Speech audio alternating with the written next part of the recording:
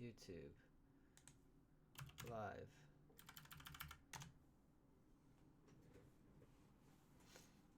All right, let's do this. Here we go. Live chat. The movies 2 ran on Mike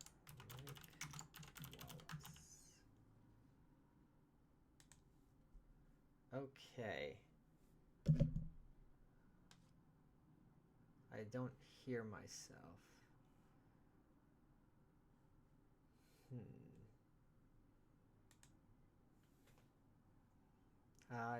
Okay, interesting. Is the microphone on? Microphone's on.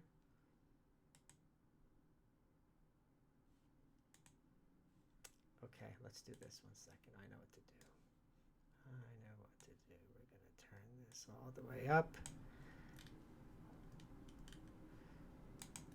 And we're gonna do this. And this should be working. Can you hear me? Okay, I can't hear me, but that's okay. So I'm going to play a second of the YouTube to see if I figured it out that it will play on this stream. We're going to have other stuff to talk about first, but I'm going to hit play on the Ayn Rand.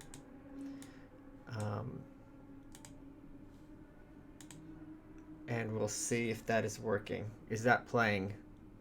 Okay, that's not playing. Let's see. Is that your impression? Mike Wallace, Ayn Rand, 225-1. Practice it on my lap.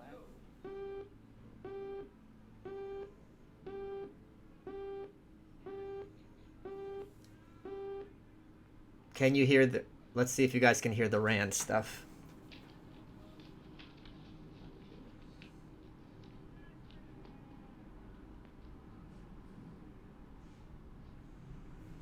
Well, that's not making it. I'll just fast forward this 1 second. This is Mike Wallace with another television. Are moving that way only because of our altruist morality. Yes, but you say everybody is enslaved to everybody. Yet this came about democratically, huh? Free people in a free country voted for this kind of government, wanted this kind of legislation. Do you object to the democratic process? Is it still too quiet? I object to I just the upped the idea volume, I think. that people have the right to vote on everything. The traditional American system was a system Perfect. We based figured it out. on the ideas that We figured it out. I'm majority going to will pause prevail. this. And we're going to talk about some other stuff first. And then it'll be good. So not much of a boomer. Thank you, Charlie. We're going to give people a second to get here till there's 100 people. And look, we could do this every week now. Or every so often. And I like that screen cap I have of Rand up. She looks like a blow-up doll. Wow, okay, what a fun way to hang out on Saturday. I'm going to get my drink. I'm going to pour myself some go-go juice. We did it. And this is thanks to the people at malice.locals.com who showed me how to do this step by step. And it's not picking up through my mic, right? It's coming through clear, like from the stream, correct?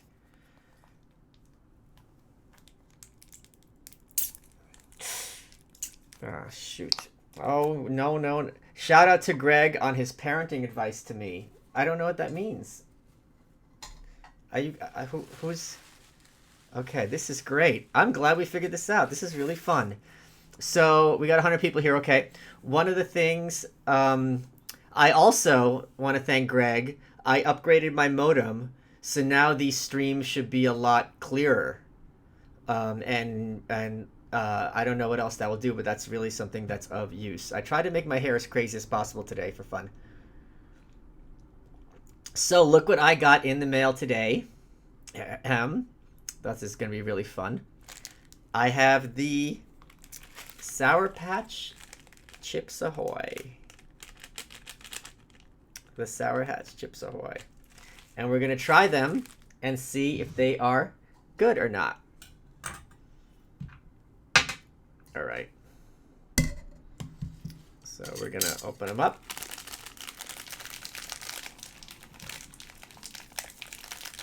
Look at Rand just sitting there. Baby, you want some Chips Ahoy? I got some for you, Inola. Don't worry. It's all crumbled. I want a whole one. Okay.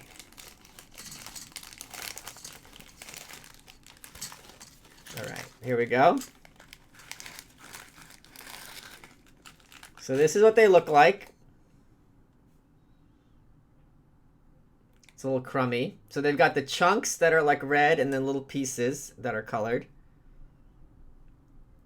All right, we're gonna do this. Ready? Why am I like girding myself like it's gonna be disgusting? It's a fucking Chips Ahoy, which I prefer very heavily to Oreos. Will you eat your neighbors? What? No. What? All right.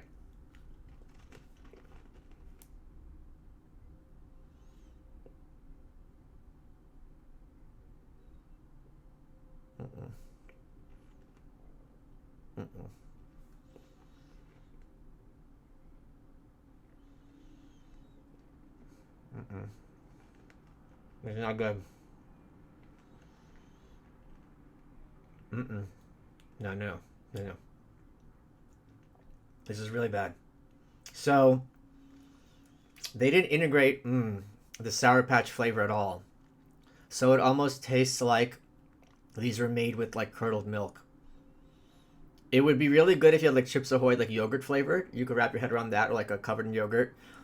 But it's got that. It's not even. It's like a sour like lime, which really cuts through, and the textures are not. There's not that much of the texture, but that lime, that fake Sour Patch lime, does not mix well with chocolate and the cookie. It's bad. I'm gonna eat it, of course, but no. Please watch Alex Jones talking about neighbors while we wait. I'll watch it. I'll watch Alex Jones some other time. I thought these would be. I don't think they would have to taste like this. Like you have like chips with like white chocolate chips. So you could kind of go a little sour in that direction. I had like key lime pie. These should be like a key lime pie, and they're not. Oh, it's actually Sour Patch. All right, so that happened. Okay, so Sour Patch Chips Ahoy. This is not. This should be like key lime pie, and they fucked it up. You can't just put. Okay, Are you getting an illegal haircut anytime soon? Yes, on Tuesday. I am someone who loves things that look like other things. That's something I adore. I hate it when it's like Heath Bar ice cream, but it's like just ice cream with Heath Bar thrown in it. It's just like no. Like integrate it, make it organic to its form. Have it be a chocolate ice cream with a piece of caramel in it. Drives me crazy. Okay, so we're going to watch Rand on Donahue. So to give you guys a little bit of background on what we are watching, this is, I think, from 1959 or so thereabouts, and it's one of the first quotes I've had in the book is the opening quote from this clip, this half-hour interview. Thank you, Sebastian. Oh, I hope you're doing okay, buddy. 999. I'm gonna get me some Godfather pizza so I can throw up afterward. Excuse me. Ugh, I'm burping up Sour Patch Chips Ahoy. Oh god. So, oh god, what have I done? I made a mistake. So, keep in mind, this is like the late 50s, maybe it's 1960 at the latest. I'm sure you can find the date in 2 seconds. And it was not a common thing. Thank you, Sean. Good to see your name. People didn't know what she sounded like or talked like. You didn't hear these weird accents. Even I think many accents you would only see them in the movies and not even that regularly. You had that mid-Atlantic accent. So to see her, whose books are so American in many ways, and hear that accent come through your TV must have been very jarring for people. it also, she was very much a public figure who's a radical. So to see what the woman was like in real life, and no one knew how to pronounce her name, and that would have been interesting. So this was a big deal. She was nervous about doing it. Nathaniel Brandon, her protege, acolyte, whatever, heir, basically talked her into it, and she was bugging out a little bit. And you could tell she's nervous. Maybe you guys can't tell, but I mean, after you do a lot of TV, you can really tell when someone's nervous, and she was not comfortable at all, especially because it's live. So let's watch this, and I'll pause it and I'll chat as we go along, just like last week. Okay, OBS, do this. We're gonna rewind it to the beginning. How did I do it last time? Wait a minute, I had this, and then I had this. That's how I did it. Thank you, Matthew. Great to see you.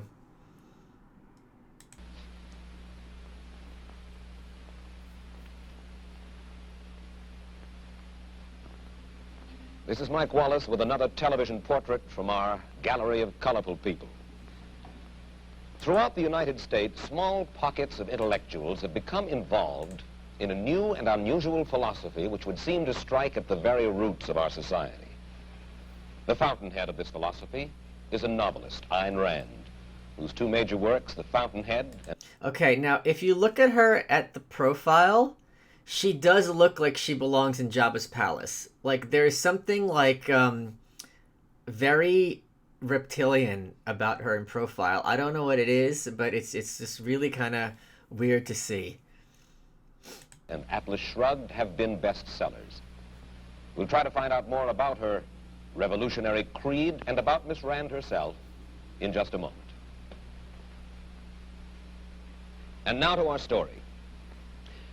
Never seen this one. Love Donahue. Which is better? Okay, this is why, this one is much better in the sense that you get to see her more calm and laying out her ideology. The Donahue is better because it's much more of a train wreck. So they're both excellent in their own way, and she's much more combative and feisty on Donahue. I'm just going to turn this up a little bit. Okay. Down through history, various political and philosophical movements have sprung up, but most of them have died. Thanks, Robert. Some, however, like democracy or communism, take hold and affect the entire world. Here in the United States, perhaps the most challenging and unusual new philosophy has been forged by a novelist, Ayn Rand. Miss Rand's point of view is still comparatively unknown in America. Look at, I see, you could look, her eyes are darting the whole time, and she's sitting, like, all weird, like, you know, and she's just like, all right, okay, what are we going to do now? This is so just, and at the same time, when Atlas Shrugged came out and all the reviews were so savage and not, I think, fair to her in many cases, you can see how she's going to be a little bit concerned. But if it ever did take hold, it would revolutionize our lives. And Ayn, to begin with, I wonder if I can ask you to capsulize, I know this is difficult, can I ask you to capsulize your philosophy? What is Randism? First of all, I do not call it Randism, and I don't like that name. I call it objectivism. All right. Meaning a philosophy based on objective reality. Now let me explain it as briefly as I can.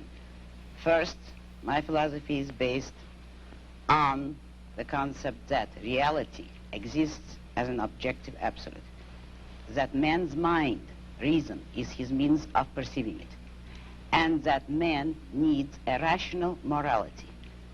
I am primarily the creator of a new code of morality which has so far been believed impossible, namely a morality not based on faith. On faith. Not on faith, not on arbitrary whim. Thanks, George. Not on emotion, not on arbitrary edict, mystical or social, but on reason, a morality which can be proved by means of logic, which can be demonstrated to be true and necessary. That's a great question. What would be a Rand interview drinking game? When someone, the interviewer, doesn't understand her accent would be one.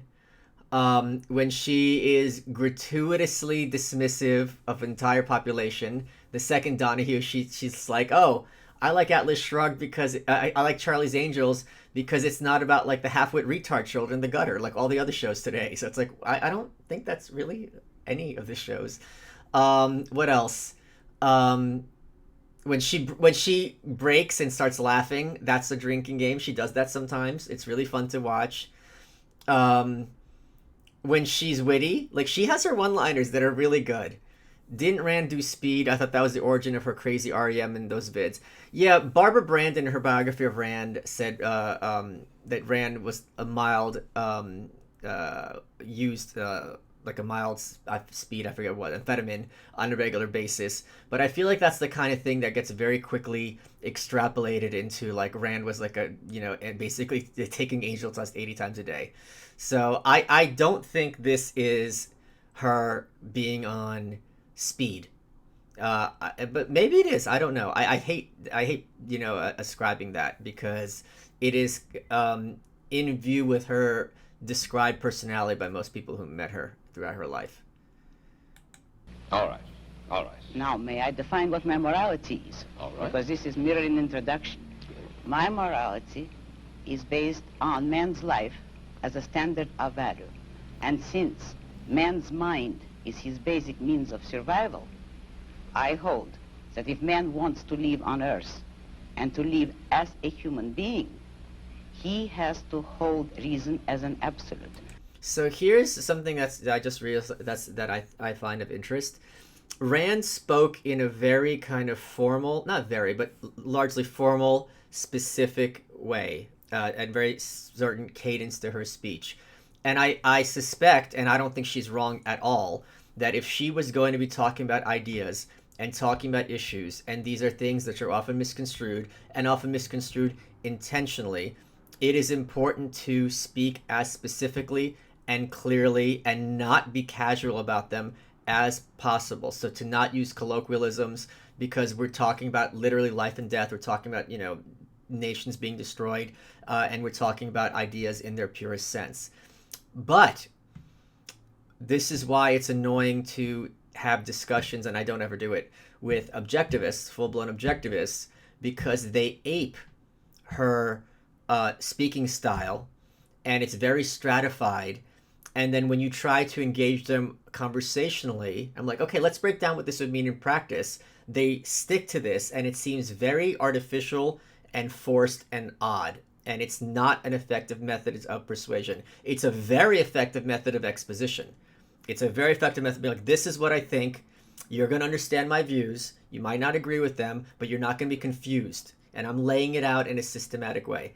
The Fed has arrived. Has arrived? Oh, hey, Greg. No one beats Peterson for that, though. I've never heard Peterson speak, so I can't speak on that. I saw his interview with Milo. That's incorrect. For the first time in her life, she feels under the direct microscope of the entire world in real time. Yeah, I got to tell you guys, the first time I was on Kennedy, this was always in the Independence when she had the show with Camille and Matt Welsh, and it was about North Korea. And I was freaking out, and you guys know me by now, some of you do at least, that I speak very quickly. I'm known for my, being quick on my feet. This is one of my strengths.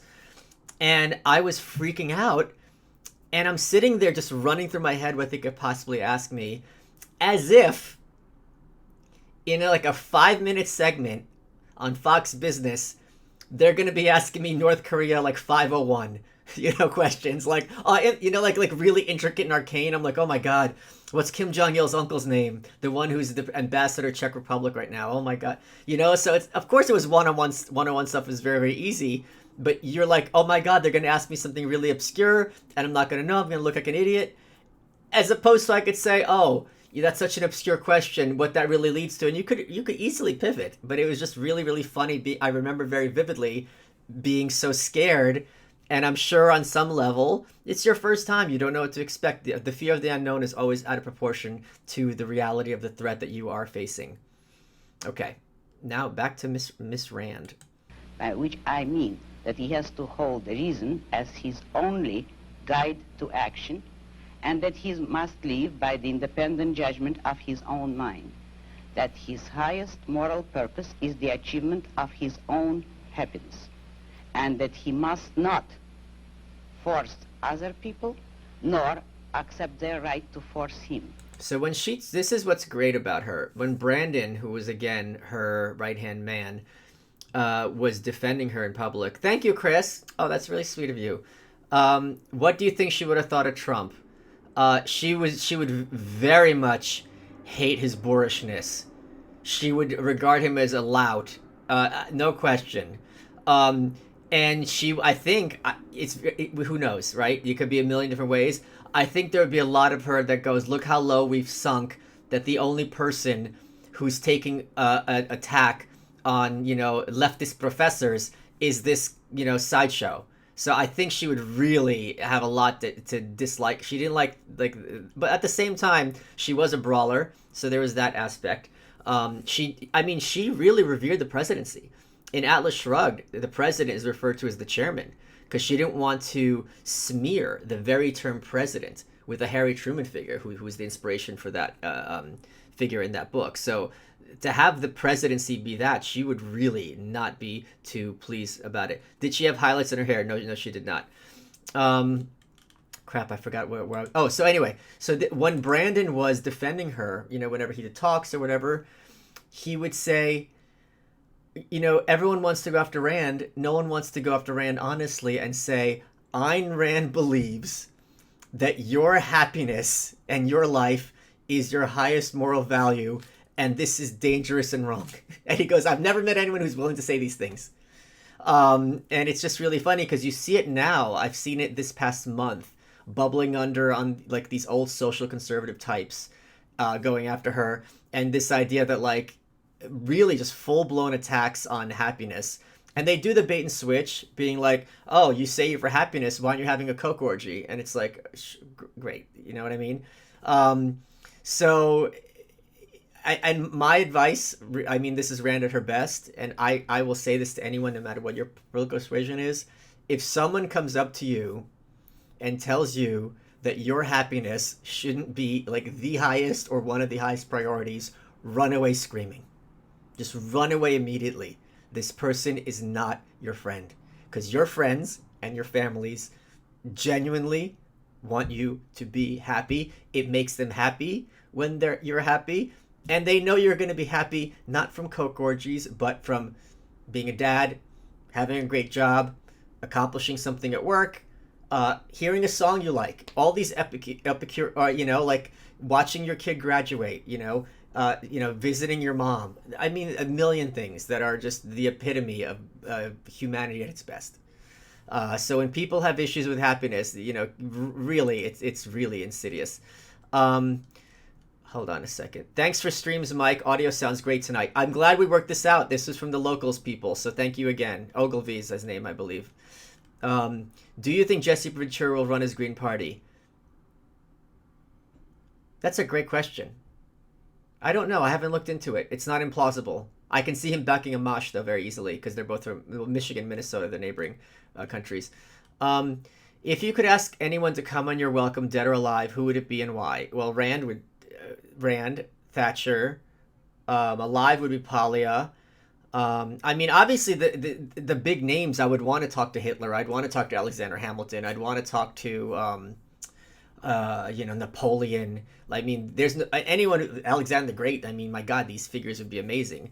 But in terms of non-intuitive names, it would definitely be Thatcher, Rand. I think it's what I enjoy, and Camille Paglia talks about this a lot in her work, is if I'm interviewing one of these alpha females, there is this fun undercurrent that comes out in the interview, which I think makes it more engaging other than just two brains. So those would definitely be the names that would be up there. I think Ventura just joined the Green Party today. Well, that probably is a very big clue, in all seriousness. Okay, let's get back to the shoe.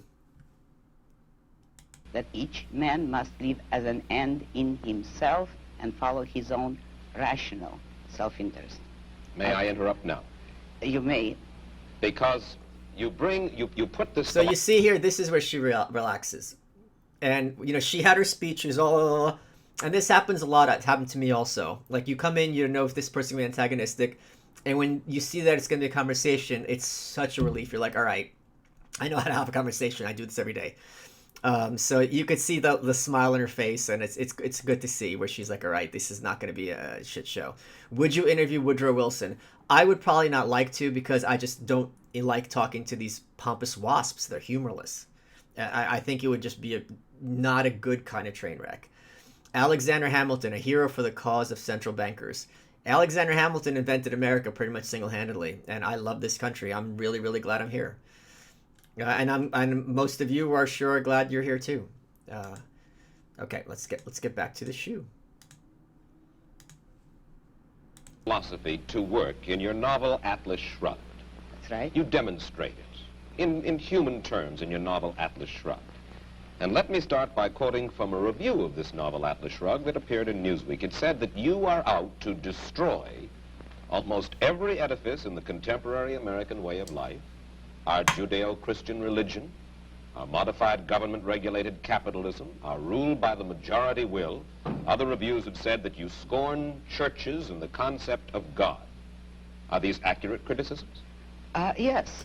So that quote we just saw was the beginning of either chapter 1 or chapter 2 in my book.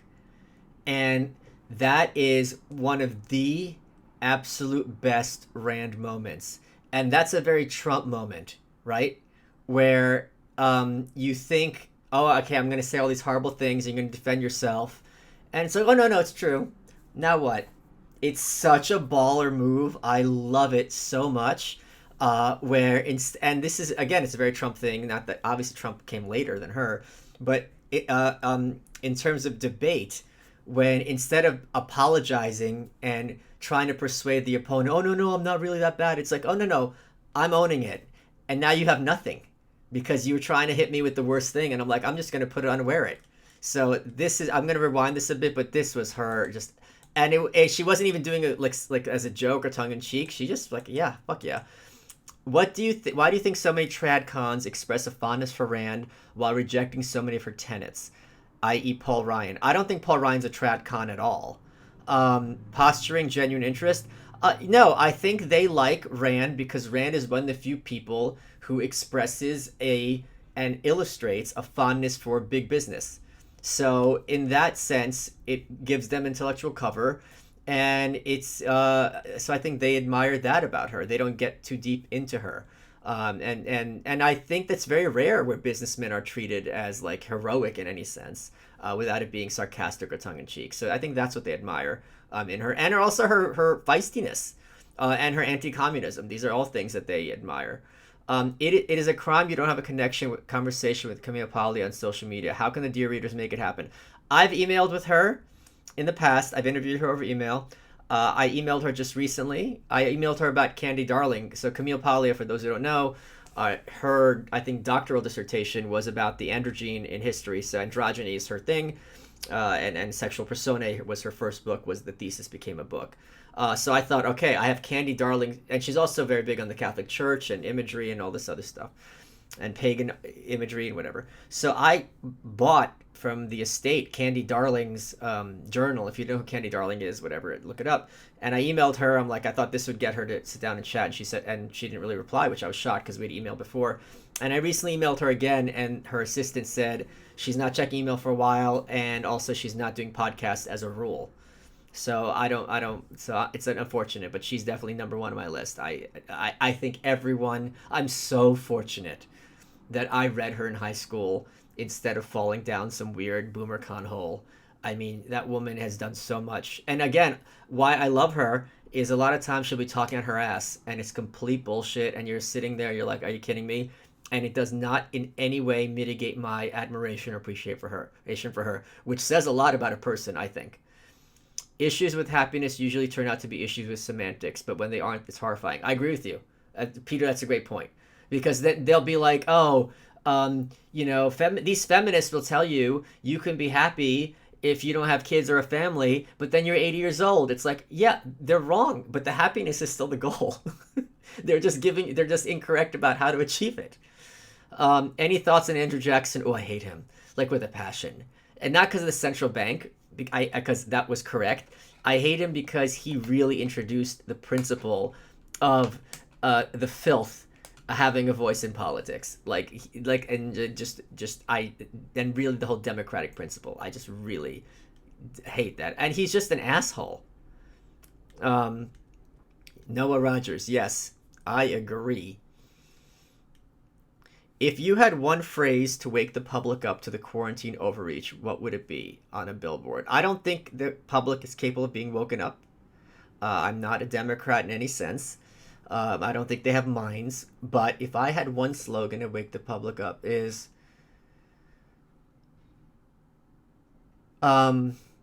it's sunnier out here than it is in there. Just something that simple. And it doesn't make it political. And it makes people like, wait, why am I at home? It's beautiful out. Come out. Oh, come outside. The weather's fine. Something like that.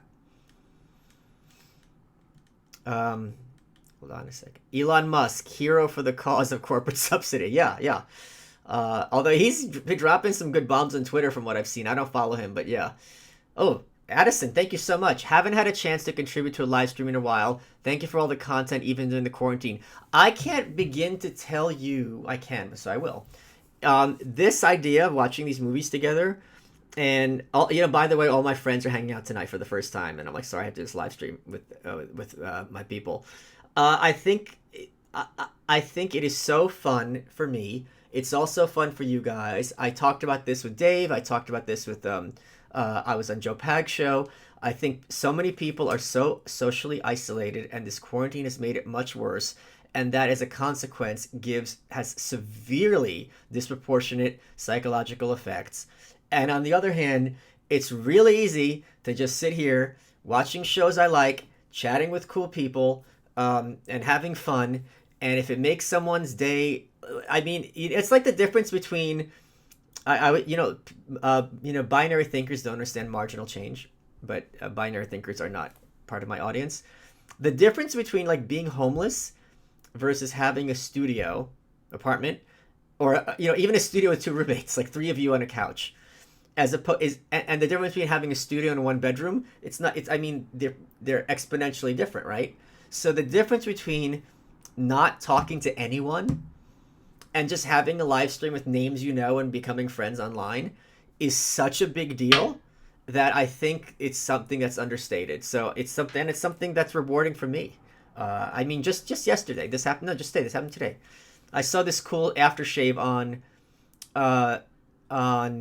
eBay. The brand is called Tobacco, and the scent is called Magic, and they have another scent called Wild. And I tweet out, it's from Serbia. I go, is anyone in Serbia can find me this aftershave? Some guy, I don't even know his name. It doesn't even have his username. It just says like Englishman in Serbia. He hit 3 stores for me today. That is so cool. I mean, it's just really like, do I need this aftershave? No. But like, this is the internet. So it's very fun and rewarding for me. And again, this book, which I'm starting to work on tomorrow, is going to be my attempt to cure the black pill. Did I miss any? Okay, I missed a bunch. Okay, let me go here. Do you envision in your lifetime a party like the Dems at this point, or Republicans in coming decades, falter so badly they wig out and a new two-party paradigm emerges? No. But what I envision very plausibly, or somewhat plausibly, is we could have, it's possible, not all likely, that we have a multi-party system like they do in like everywhere in Europe. Because all the European countries are splintering pretty bad. But I don't think it's likely at all. And that happened in Canada. So in Canada, they had Kim Campbell as the worst prime minister in Canadian history, only female.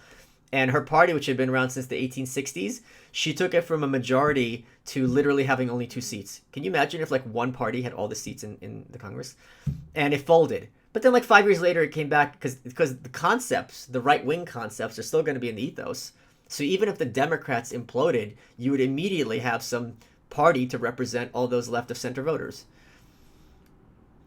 Polly is one of the voices that stopped me from going alt-right. Yours and Brendan O'Neill's were the others, so an Italian, a Patty, and a Jew. Well, good. Hell yeah. There's just so much out there. And here's the thing, and I know this is can of worms, and I hate poking this hornet's nest. I think a lot of alt-right thought, regardless of its veracity, is very much lends itself to a sense of anger. And from their perspective, rightly so, but I don't personally want to be angry all the time.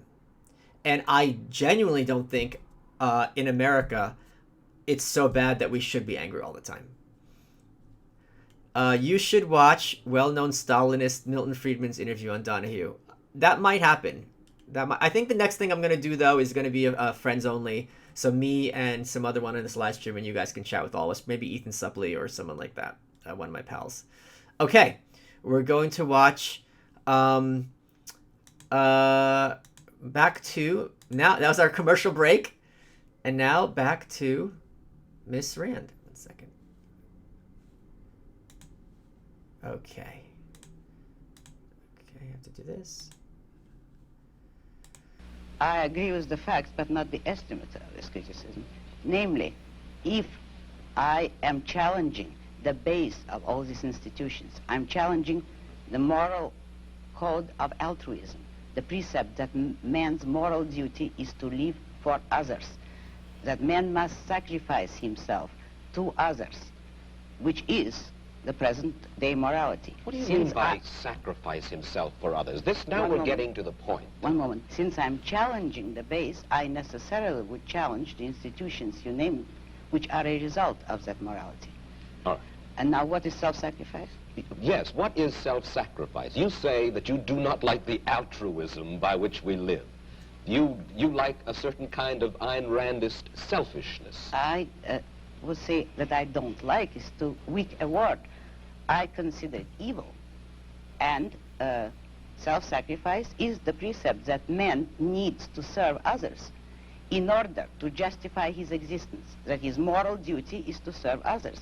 That is what most people believe today. Well, yes, we're taught to feel concerned for our fellow man, to feel responsible for his welfare, to feel that we are, as religious people might put it, children under God and responsible one for the other. Now, why do you rebel? What's wrong with this philosophy? But that is what, in fact, makes man a sacrificial animal. That man must work for others, concern himself with others, or be responsible for them. That is the role of a sacrificial object. I say that man is entitled to his own happiness and that he must achieve it himself, but that he cannot demand that others give up their lives to make him happy. Nor should he wish to sacrifice himself for the happiness of others. I hold that man should have self-esteem. All right. Great. I mean, just A's tens across the board there. Would you be open to interview Stephen Kotkin, the Stalin historian? You're welcome. Oh, that's a no-brainer. Of course, I love interviewing the historians. Absolutely, that's an easy one. I was never happy to watch commercials during a show. Be careful what you say about Canada's God the State. They might arrest you from their high horses. Yeah, those Mounties, man, they're no joke. Okay. I think that was just really great what she said, and just look at that. Look at her. Look at that. Look at that bitch please look. Just, I dare you, Mike Wallace. This is now, she's comfortable. And now she's like, all right, this guy is not an intellectual heavyweight, at least to the point where I can't handle him. And now she's in battle mode. It's just amazing. Privyet. Do you know who Mikhail Sviatov is? No, I don't. Greetings to St. Petersburg. Oh, that's where she's from. So are you by Nevsky Prospect, where she lived? That's pretty cool. Kotkin would be a great interview. That's a Stalin. That would be right up my alley. I would absolutely love that. So whenever he's in New York, he's got an open invitation. Please, tweet at us. Okay, back to the other one from St. Petersburg.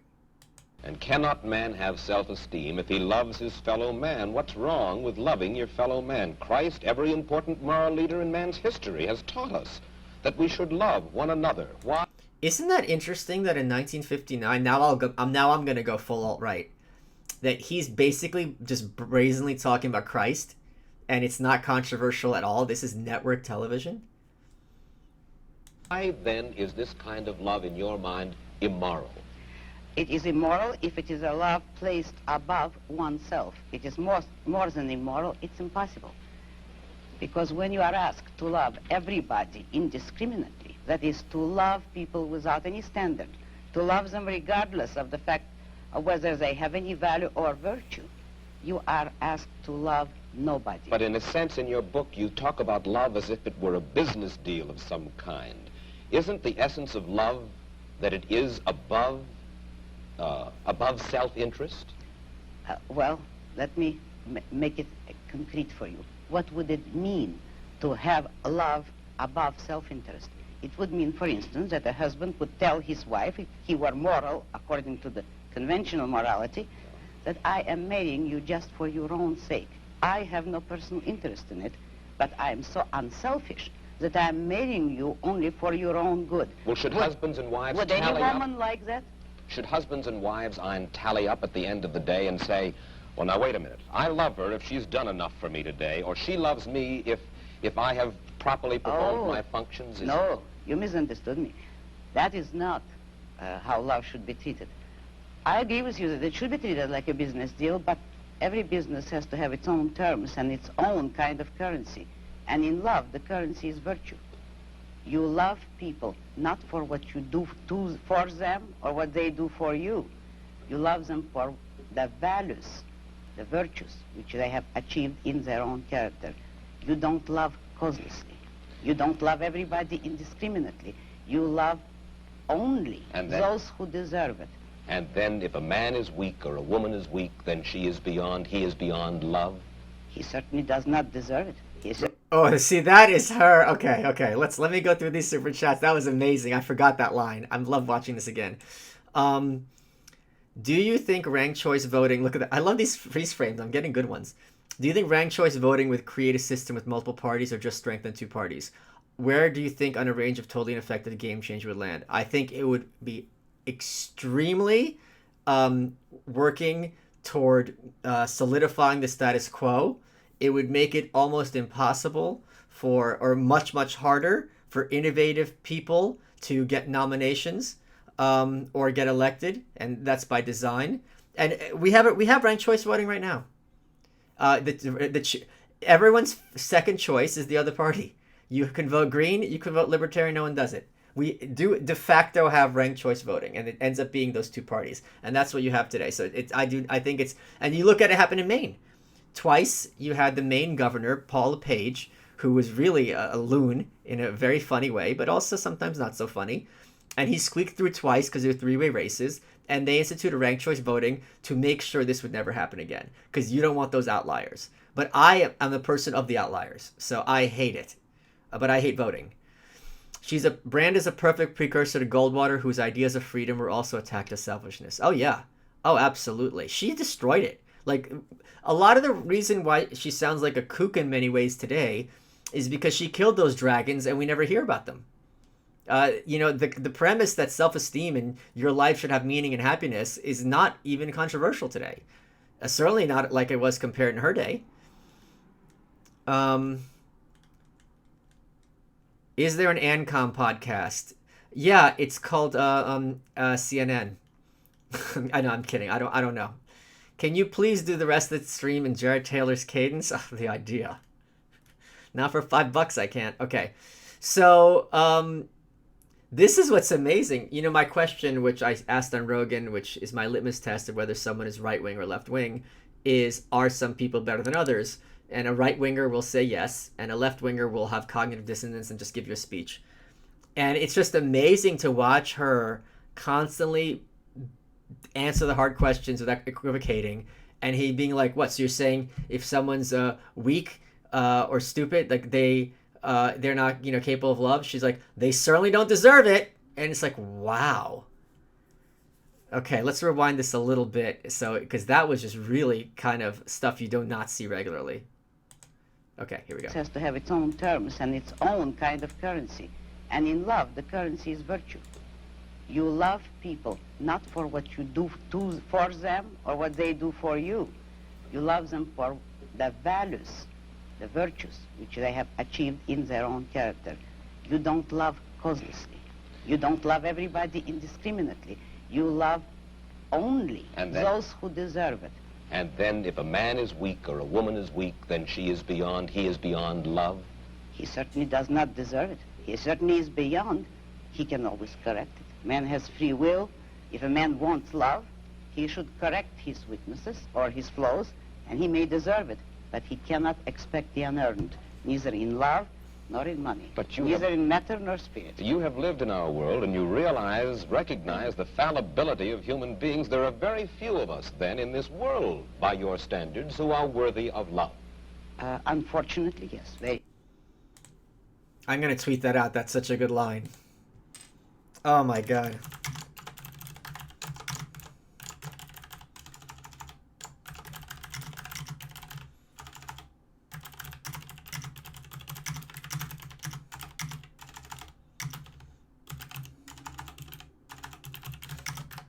Recording.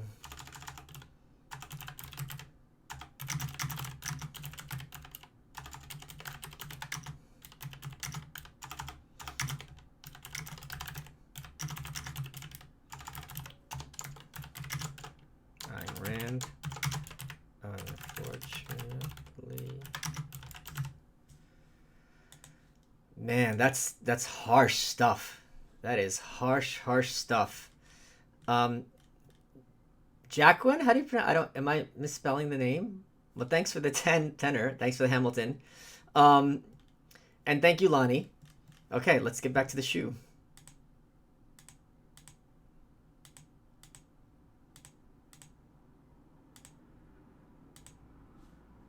Wait, I just saw Ottawa beers trending. Why is Ottawa beer trending? Oh god, what's going on there? Hold on, guys.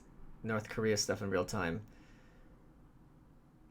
Oh god, Trump is saying he's glad that Kim Jong-un is back and well. Okay, great. But it Well- is open to everybody to make themselves worthy of it, and that is all that my morality offers them. If they will A conduct... way to make themselves worthy of love, although that's not the primary motive. Let's move ahead. Let's move ahead. How does your philosophy translate itself into the world of politics?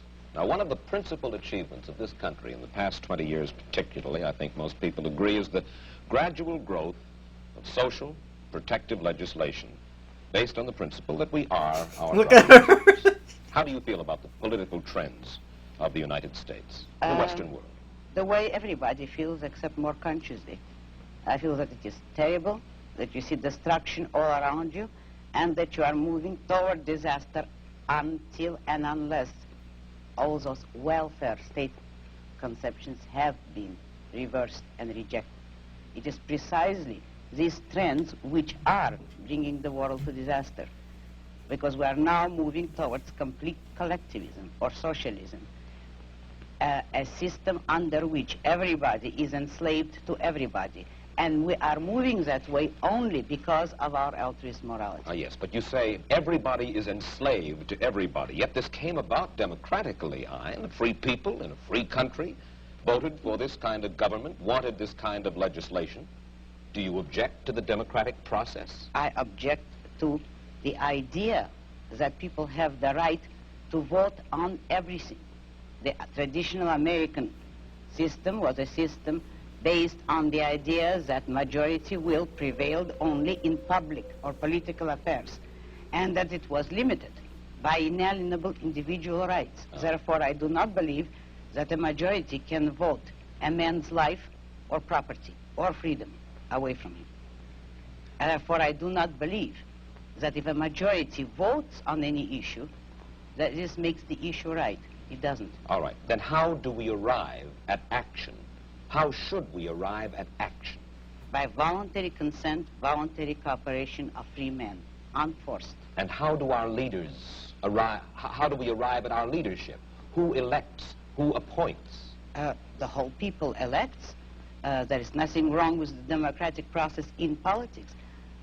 We arrive at it the way we arrived by the American Constitution as it used to be. By the constitutional process as we had it, people elect officials, but the powers of those officials, the powers of government are strictly limited. They will have no right to initiate force or compulsion against any citizen except a criminal. Those who have initiated force will be punished by force, and that is the only proper function of government. What we would not permit is the government to initiate force against people who have hurt no one, who have not forced anyone, We would not give the government or the majority or any minority the right to take the life or the property of others. That was the original American system. When you say take the property of others, I imagine that you're talking now about taxes. Yes, I am. And you believe that there should be no right by the government to tax. You believe that there should be no such thing as welfare legislation, unemployment compensation, regulation during times of stress, certain kinds of rent controls and things like that. That's right. I'm opposed to all forms of control. I am for an absolute, laissez-faire, free, unregulated economy. Let me put it briefly. I'm for the separation of state and economics, just as we had separation of state and church, which led to peaceful coexistence among different religions after a period of religious wars. So the same applies to economics. If you separate the government from economics, if you do not regulate production and trade, you will have peaceful cooperation and harmony and justice among men. You are certainly enough of a political scientist to know that certain movements spring up in reaction to other movements. The labor movement, for instance, certain social welfare legislation. This did not spring full-blown from somebody's head, out of a vacuum. This was a reaction to certain abuses that were going on. Isn't that true, Ian? Not always. It actually sprang up from the same source as the abuses.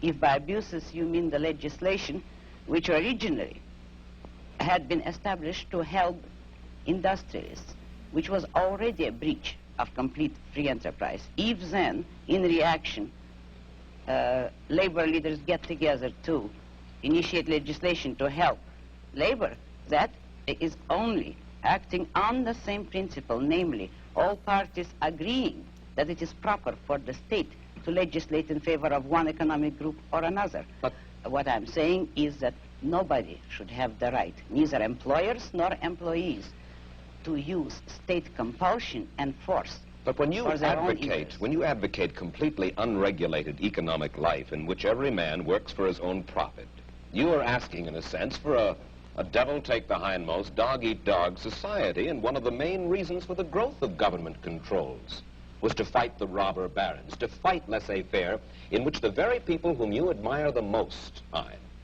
the hard-headed industrialists, the successful men, perverted the use of their power. Is that not true? No, it isn't. Oh. This country was made not by robber barons, but by independent men, by industrialists who succeeded on sheer ability. And having, by of course they ability, succeeded. I mean without political force, help, or compulsion. But at the same time, there were men, industrialists, who did use government power as a club to help them against competitors. They were the original collectivists. Today, the liberals believe that that same compulsion should be used against the industrialists for the sake of workers. But the basic principle there is, should there be any compulsion? And the regulations are creating robber barons. They are creating capitalists with government help, which is the worst of all economic phenomena. I think that you Okay, so you will just agree heard that. with me. So a lot of times she's accused. Let me read the super chat. Did I miss any? 1 second. I'm going to rewind it 2 seconds. Saddens me to hear her speak highly of any model of democracy for coercion. She is really a rah-rah American in many ways and felt the need to defend the kind of idealized American system, and I think that's part of it. You could blame it as Isabel Patterson for that one. Why don't you smoke on You're Welcome? I don't think Lewis would like that. Do they smoke? I think they must. Yeah, I'm not a smoker though. At all. John Oliver had a segment called How is Ayn Rand Still a Thing? Funny how they don't realize how many of her ideas still ring true. Addison, no, don't you get it? No, don't you get it? What he's saying is that's his cue to his audience that you don't have to listen to her. Her ideas are outdated. They've been disproven. That's in the past. Just roll your eyes and move on. It's all a cue to his... He's a literal televangelist. These are his sermons.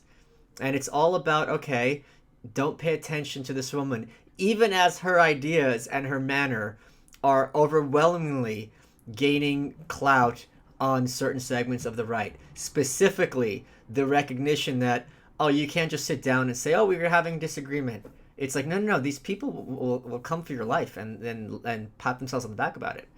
Have you already criticized? Thank you, Sam, for the banana. Have you already critiqued Rand's outfit? I think it's fine.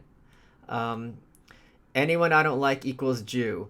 Can you explain how your concept of wasps is different when most wasps don't meet the criterion of the acronym? Sure, there's lots of people I don't like who aren't wasps. And there's wasps, I mean, act in a very specific way, by which for example, if there's someone who is very closed-minded, who is very blue-pilled, who is uncomfortable with innovation, who is uncomfortable with what do you call it? Conflict. It's very much a personality type. So it's very specific in how I use that term. It's a very specific mindset and approach to music, dating, how you decorate the house, and how you approach socio-political issues. If something is weird, you don't even have to bother engaging with it. So that's the sense I use a wasp, and it's a very humorless approach as well. There's I wouldn't call John Oliver, who I think is being disingenuous, at all a wasp, or Trevor Noah, even if he were white, if we're going to make that leap, because he's not acting in that milieu in the sense of humorlessness and disdain towards things that are novel to him. Thoughts on Phyllis Schlafly? Yeah, I wrote an article about her. If you look up Michael Malice, Phil Schlafly, and I have an autographed copy of her book. She's great. Rachel Maddow did a piece on her, I think maybe when Schlafly died or shortly before, and it was excellent. Maddow was being very honest there. So Schlafly's a badass. And Schlafly was a great example. Read that article I wrote. Just read it. I lay it all out. She took on the GOP.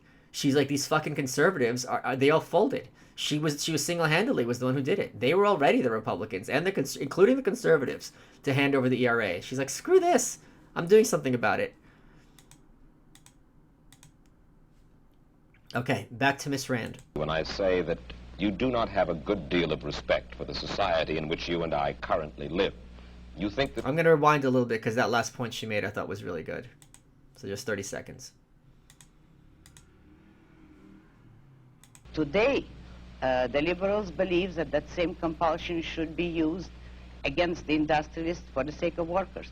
But the basic principle there is, should there be any compulsion? And the regulations are creating robber barons. They are creating capitalists with government help, which is the worst of all economic phenomena. So you saw that when she's accused of being for corporate capitalism, she just explicitly said, capitalists with government help is the worst of all economic phenomenon.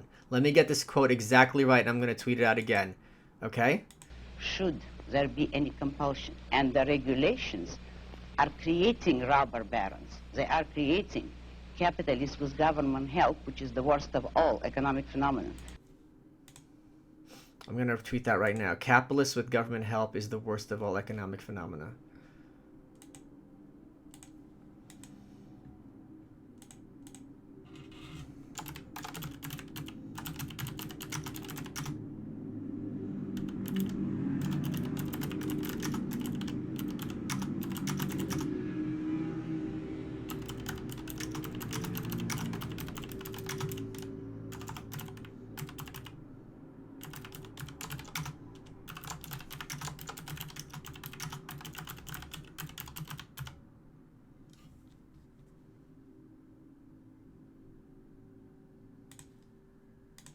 It looks like she wasn't speaking English correctly the way I quoted her, but that's okay. This is peak Malice, but only in the sense that future peaks are higher. Thanks, man. You mean I had it Bart Simpson in my hair. Thank you so much, Christopher. It's very appreciated. I'm going to also, if we have time, go over this, which came in the mail, which was really, really cool. Well, I might say that for another stream, because it's kind of racist, what he was saying in there. It's pretty funny. This is from Wallace. It says, "Dear Mr. Wallace, I am writing to you from New York. I am sorry to write to you, but I am Oh, it's already been an hour. Okay, let's watch some more of this. Please recite Navy SEAL copy pasta at Mott for $2. What the fuck am I? Like some kind of accordion monkey? Get the fuck out of here, Jim.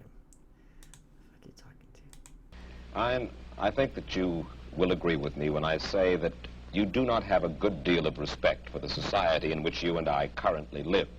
You think that we're going downhill fairly fast. Now, I would like you to think about this question, and you'll have a minute intermission to ponder it and then come back and answer it. Do you predict dictatorship and economic disaster for the United States if we continue on our present course?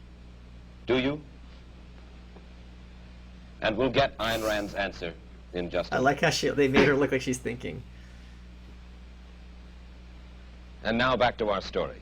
All right, Ayn Rand, what I'd like to know is this. Since you describe it as happening in your novel Atlas Shrugged, do you actually predict dictatorship and economic disaster for the United States? If the present collectivist trend continues, if the present anti-reason philosophy continues, yes, that is the way the country is going. But I do not believe in historical determinism, and I do not believe that people have to go that way. Men have the free will to choose and to think.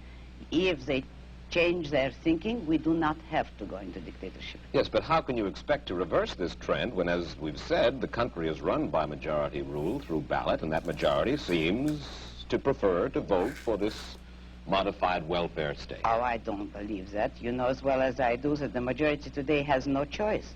What do you The mean? majority has never been offered a choice between controls and freedom. How do you account for the fact that an almost overwhelming majority of the people who are regarded as our leading intellectuals and our leading industrialists, the men whom you seem to admire the most, the men with the muscle and the money, favor the modified capitalism that we have today?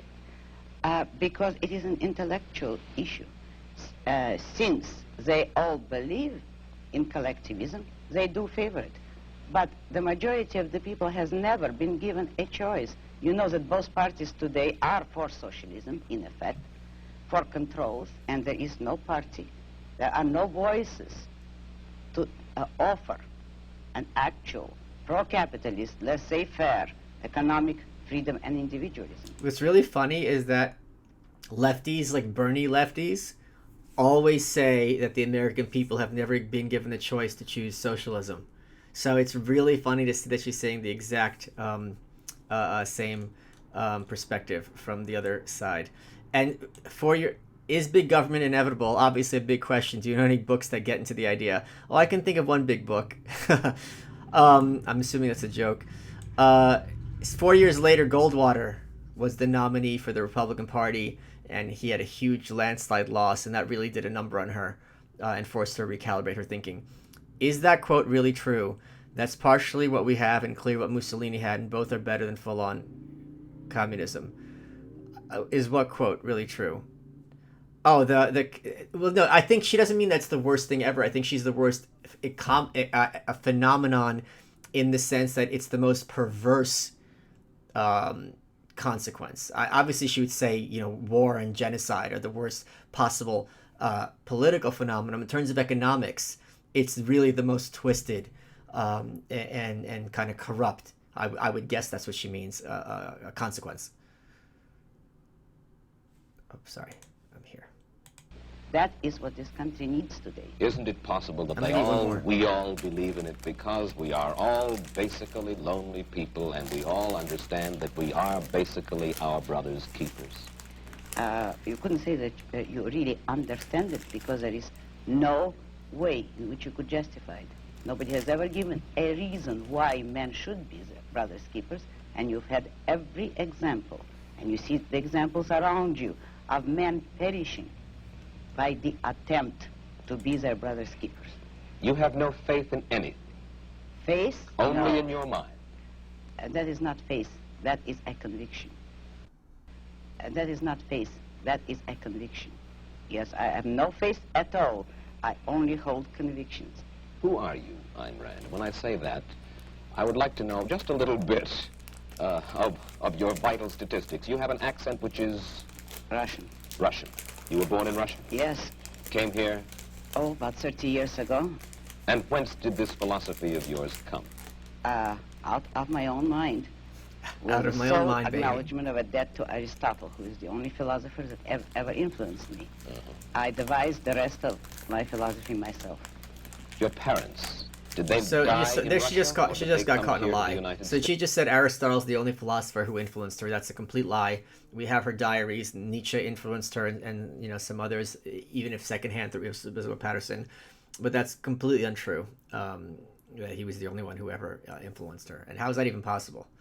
If she likes the founding fathers, then she was influenced by Locke. Dates? No, I came here alone, and I don't know. I have no way of finding out whether they died or not. You are married? So that's not true also. So as Anne Heller in her biography, Ayn Rand and the World She Made, discovered that she basically cut off relationships with her family, and she felt she needed to do this because during Stalinism, people who had contacts with the outside world either were forced to like try to get them to send money or were sent to the gulag. As being, you know, so he was really trying to seal up the Soviet Union. So she was being a little dishonest there. Wait, I missed one. Hold on a second. I loved Fountainhead, but can never get through Atlas Shrugged. I read the first 400 pages over and over and am bored. Any suggestions how to get through it? Yeah. When you read the first 400 pages, go to 401. You don't start from the beginning. That's a big common mistake. What advice can I give you? I mean, if you, why would you read it over and over? You know what I mean? I would read it 10 pages at a time and stop after 10 pages, so then I'm more excited to read more. So force yourself to stop. And I don't think it's, I think it's a very good story. Although I do think Fountainhead is very much preferable.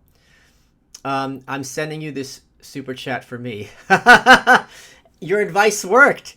So it's thanks to you that we're being able to do this. So it's appreciated. Thank you so much.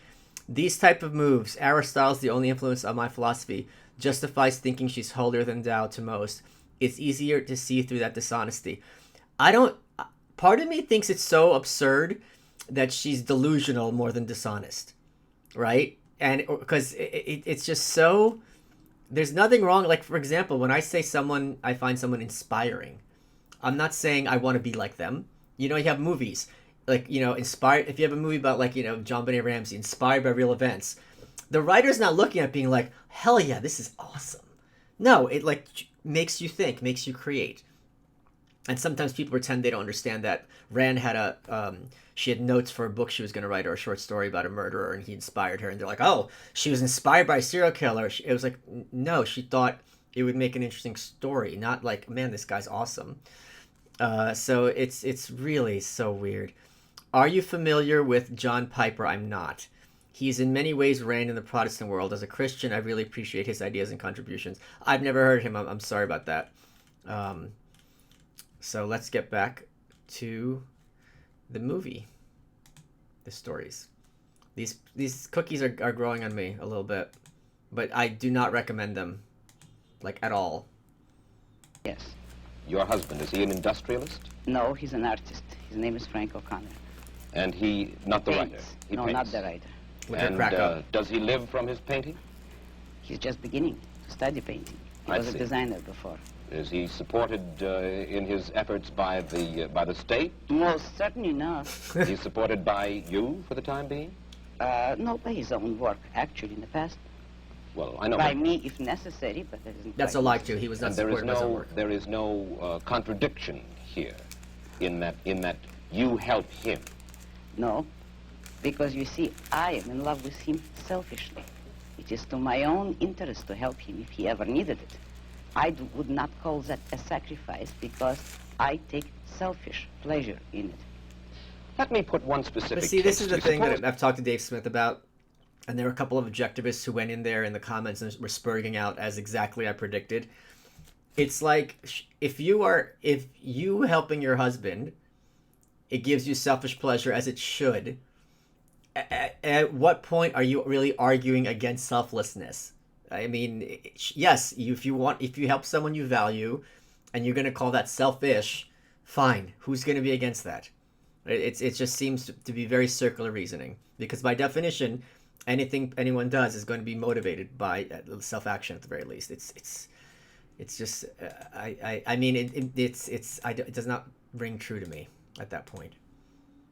Under your system of self-sufficiency, one single corporation were to get a stranglehold on a vital product or a raw material, uranium, for instance, which might be vital for the national defense, and then would refuse to sell it to the government, then what? Under a free system, no one could acquire a monopoly on anything. If you look at economics and economic history, you will discover that all monopolies have been established with government help, with the help of franchises, subsidies, or any kind of government privileges. In free competition, no one could corner the market on a needed product. Let's say there is a deposit. History will support me. There is a deposit of uranium in Nevada. It's the only one in the United States, and that's our only access to that. And for self-defense, we need this. Whereas, let's say, in the Soviet Union, the state is able to command that. I love that in his fantasy, right? Like, we don't have planes, we don't have ships. Like, the two places on Earth that have uranium are one guy's house in Nevada and the Soviet Union. Like, what? It is just so weird. It's like, well, what are you going to do? Then the uranium is either this guy's house, but Stalin has as much as he wants, or Khrushchev at this point. It's like the things that they have to construct to find fallacies in her point of view are really often quite weak. It's amazing what a hero Mike Wallace fancies himself here, yeah. What are you going to do? You know, you have uranium and only one guy has it, and the Russians have as much as they want for some reason. And a kind of a strange man of strange beliefs got hold of this uranium and said, I will not sell this uranium to my government. He should not be able to be forced by the government, according to your philosophy, to sell that uranium. But you realize that you are setting up an impossible fantasy. That is, if you're talking of any natural resource that is vitally needed, it could not become vitally needed if it were that scarce. Not scarce to the point where one man could control all of it. So long as, I'm using your example, if a natural resource exists in more than one place in the world, no one man is going to control it. All right, let's take another. How do we build... It's also really funny. We can imagine someone having a monopoly on, like oil, right? Like, they're the only one in their country who produces oil. But, like, someone having a monopoly on one of the elements on the periodic table... Like, it's just so wacky. Okay. Buy yourself an ice cream Wednesday, refeed day. By the way, just caught up on New Right audiobook. You still finding glitter? Yes, I am still finding glitter. Not joking. Only I have wax for scented candles. Checkmate Ayn. You got her number. Fun fact about Ayn Rand, because she was so into pleasure, she never got her cats fixed so that they would have the ability to have orgasm and they would just spray up her house. Not joking. Roads, sanitation facilities, hospitals, schools. If the government is not permitted to force, if you will, by vote, taxation, use your word, we have to depend upon the trickle-down theory, upon the noblesse oblige, the largesse. I will answer you by asking you a question. Who pays for all those things? All of us pay for these things. When you admit that you want to take money by force from someone and ask me, how are we going to build hospitals or roads? You admit that someone is producing the money, the wealth, that will make... He asked her who would build the roads. Even 59 years... This is 1960, so this is 60 years ago. Gotcha, who will build the roads? It's amazing. It's absolutely amazing. Well, no one thought of that, huh? Rand gets technology will change... Wait, did I miss Greg? Rand gets technology will change the level of scarcity. They're growing crayfish in the Midwest because of aquaponics. Oh, don't get me started on fish, on livestock and things like that. If you go to, if you talk about aquariums, right? You'll have one fish that sells for 40, and one fish that sells for 400. Which fish do you think are the first ones they're going to try to breed? And if I figure out how to breed this fish once, and fish, when they have young, they're going to have, what, 100 eggs? Right? So nature, you're going to have 99 of them eaten or don't even hatch. One's going to survive, hopefully. In the tank, you don't have predators. You don't have disease, not that much. Maybe some of them will be sterile, that's fine. But right now, if I figure out how to do it once, that's 100 eggs times $400. 40 grand, just like that.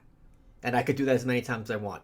So yeah, this is a great example of how, at the same time, many species can't be kept in captivity, so that's an issue, but this is a great example of how prices are a signal of scarcity and will tell the market exactly which fish are most in need, or any species, of being protected. Can you do an Ayn Rand impression, and have you ever considered writing and performing a one-man show as Rand? Oh, sure, I can do a Rand impression. Ah, I want to suck your blood. Ah. Thank you, Jason. And let's get back to the shoe. 4 more minutes. Those roads possible. Now you have no right to tell the man who produced the wealth in what way you want him to spend it. If you need his money, you can obtain it only by his voluntary consent. And you believe in the eventual goodwill of all human beings, or at least that top echelon of human beings, whom you believe will give willingly. No goodwill is necessary, only self-interest. Only I believe in private roads, private post offices, private schools. When industry breaks down momentarily, and there is unemployment, mass unemployment, we should not be permitted to get unemployment insurance. Social security we do not need. Will depend upon the self-interest of these enlightened industrialists whom you so admire to take care of things when the economy needs a little lubrication. Isn't it amazing that Rand, who spends the whole episode saying most people don't deserve love, and human beings are terrible, he's like, well, you think everyone's nice. It's just like, are you even hearing what she's saying? And there are millions of people out of work. Study economics. A free economy will not break down. All depressions are caused by government interference. And the cure is always offered, so far, to take more of the poisons that cause the disaster. Depressions are not a result of a free economy. And one last question. We only have about a half a minute. How many Randists, you don't like the word, I beg your pardon. Objectivists. How many objectivists would you say there are in the United States? It's hard to estimate, but I can tell you some figures. My best intellectual heir, Nathaniel Brandon, a young psychologist, is giving a series of lectures on my philosophy in New York. He has received 600 letters of inquiry within the month of January. He's giving these lectures, and the attendance is growing in geometrical proportion. I'm sure that you have stimulated a good many people, more 600 people than already letters. have, My to God. read your book, Atlas Shrugged, and The Fountainhead. And I'm equally sure they will be stimulated for the reading, indeed, if they do not agree. Thank you. Thank you very much. Okay, we'll leave it on that little frame. It looks nice. Okay, let's get back here.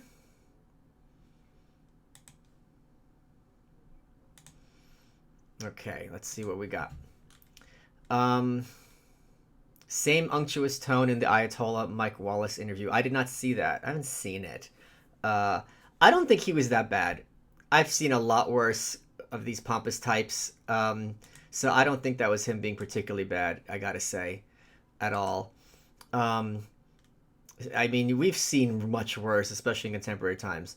Do you think Rand not having kids influenced her? I do. Everyone I know, and I see it myself being an uncle, everyone I know, your mindset changes when there's little kids around, and it just does. It's just an inevitable consequence. You could call it an F-psych thing, I don't know, but it certainly will have an impact on how you view life and the world. Okay, a modern British interviewer would simply repeat, so what you're saying is, and offer nothing to the discourse.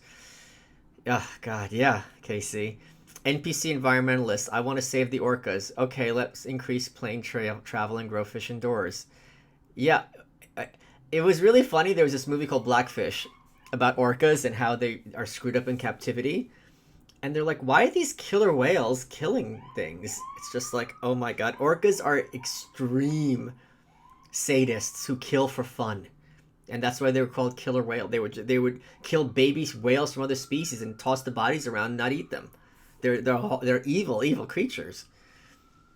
Thoughts on Kim Jong-un reappearing? Sorry if you already answered on Twitter. There's nothing really to say. I was saying all along, I think it's extremely unlikely that he died in the way that they said he did, and it was inevitable he was going to come back.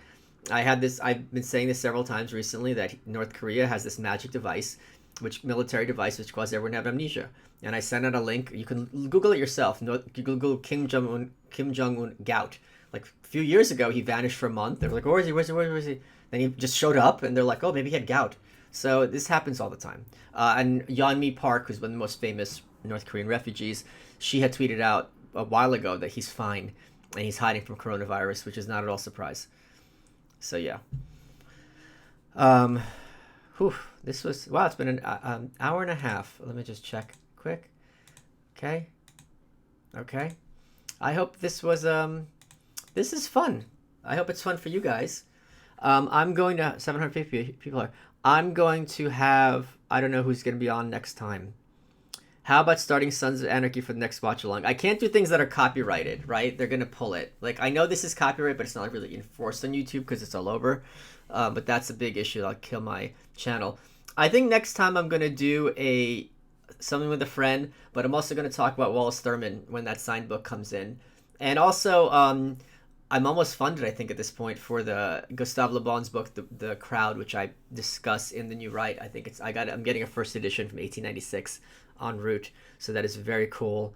Yeah, so I hope this was fun. I guess I'm gonna bounce. Should I go to my friend's house?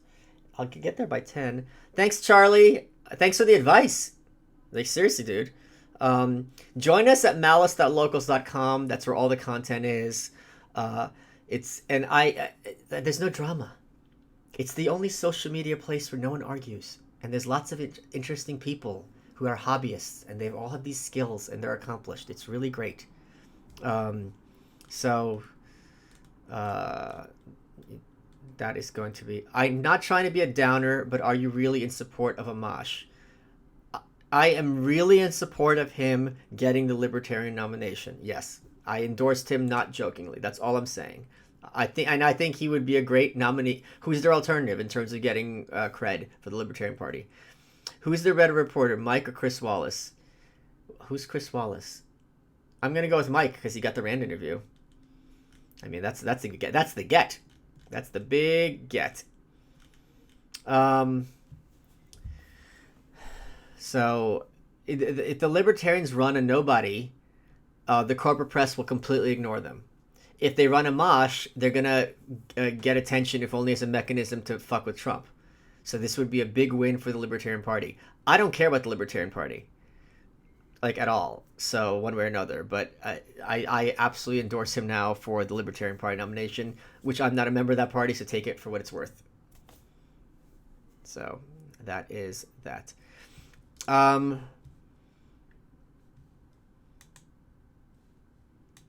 Okay, guys, I think I am going to bounce. I will leave this up, just like last week's.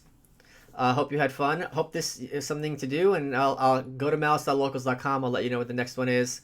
Yeah. Michael, can you plug Tom Woods when you're on Joe Rogan? Thanks. I'll mention him. That's an easy one. Sure. Is there any book that you could suggest that illustrates further the concept of technology making government unnecessary? No, I don't have a good answer at all, Sean, and that's a good question. I don't have a good one. I guess it's just my observations, from what I can see, and stuff like the ghost guns and things like that. And I mentioned some answers in my book about this, but I'm sure there's a lot of these technopunks who will be able to fill that in if you just Google around. Techno anarchy. Okay, I'm going to head out, and I will talk to you soon. Hope you guys had fun. I sure did.